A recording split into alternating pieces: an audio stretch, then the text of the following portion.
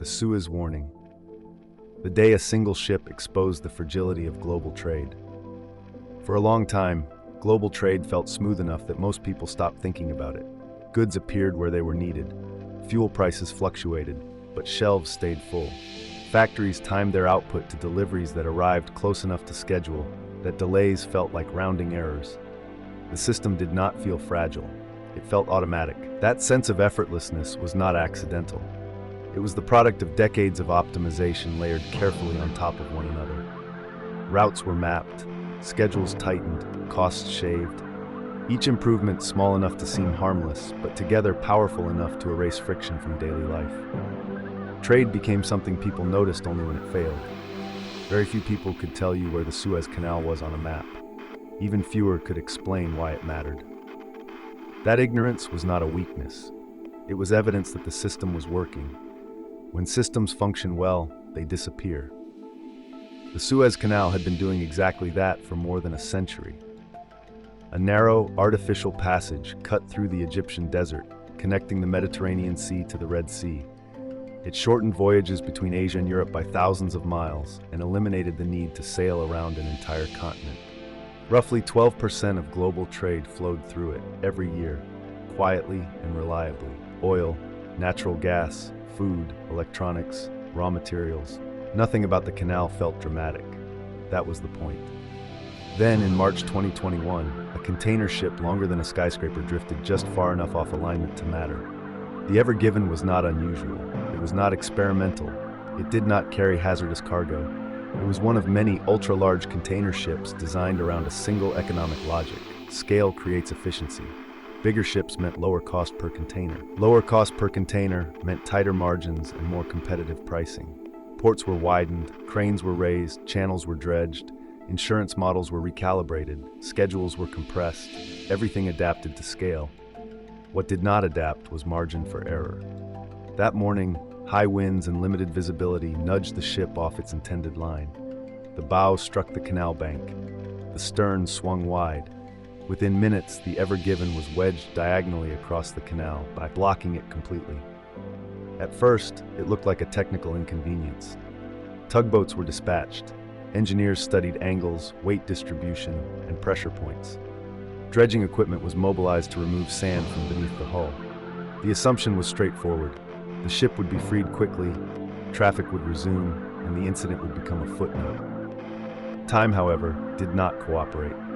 By the end of the first day, nothing had moved. By the second day, ships were stacking up at both ends of the canal.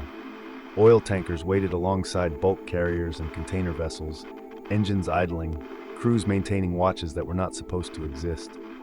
Some captains began calculating alternative routes.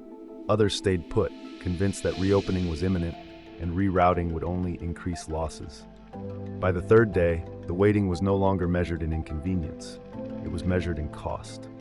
Every hour a ship remained idle, contracts grew tighter, delivery windows slipped, fuel burned, crews accumulated overtime. Charter agreements entered penalty clauses that had rarely been tested at this scale. Shipping insurance does not activate all at once. It activates in layers, tied to time, liability, and contractual thresholds. As the hours passed, those thresholds began to trigger.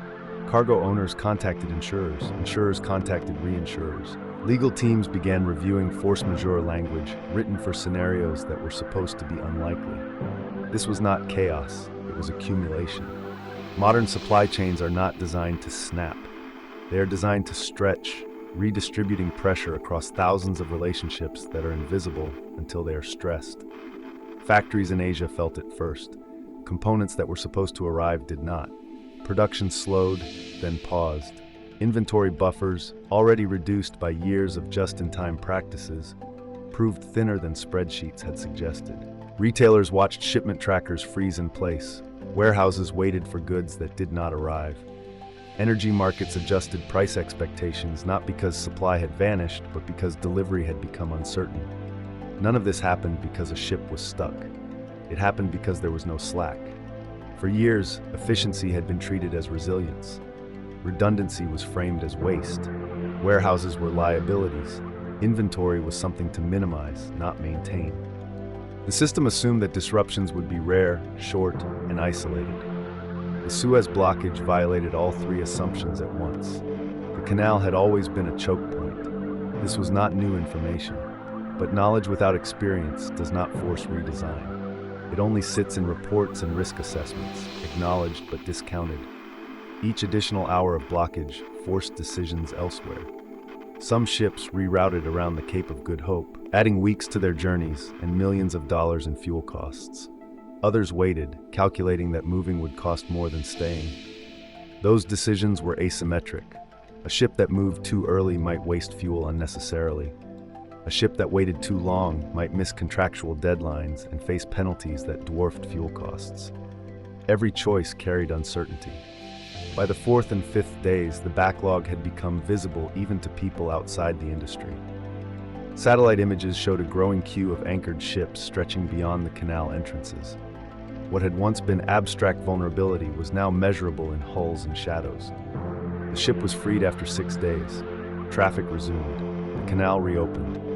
Vessels began moving again, slowly at first, then in dense waves as the backlog attempted to clear itself. From the outside, the system appeared to recover, but systems do not reset simply because movement resumes. The reopening created a second problem: synchronization. Ships that were supposed to arrive days apart now converged on ports at the same time.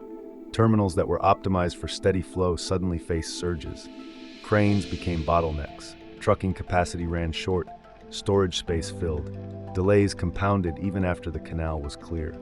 Contracts that had been delayed now collided with new shipments.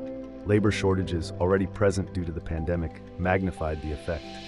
A delay in one location propagated downstream, then upstream, then outward. This is how systemic stress travels, not in a straight line, but in waves. The immediate financial losses were counted in the billions. Yet the deeper impact was not monetary, it was cognitive. For the first time in a long while, global trade had been forced to confront its own design constraints in real time, in public, without abstraction. In the months that followed, shipping costs surged. Container prices rose to levels previously considered unsustainable. Delays became normal rather than exceptional. Congestion at ports spread as late arrivals collided with tightly packed schedules. The pandemic had already strained logistics. Demand spikes, labor shortages, and port closures had pushed the system close to its limits. The Suez blockage did not cause those pressures, but it removed the remaining belief that they were temporary anomalies. The conversation changed. Executives began talking about resilience instead of speed. Governments commissioned studies on supply chain security. Policy discussions introduced terms like diversification, redundancy, and strategic stockpiles. Yet structural change proved slow. Resilience costs money. Holding inventory ties up capital. Diversifying suppliers reduces leverage. Shortening supply chains often increases prices. Each corrective action worked against incentives that had shaped the system for decades. No single decision had made global trade fragile. The fragility emerged gradually, rationally, from thousands of optimizations pointing in the same direction. Each one made sense locally.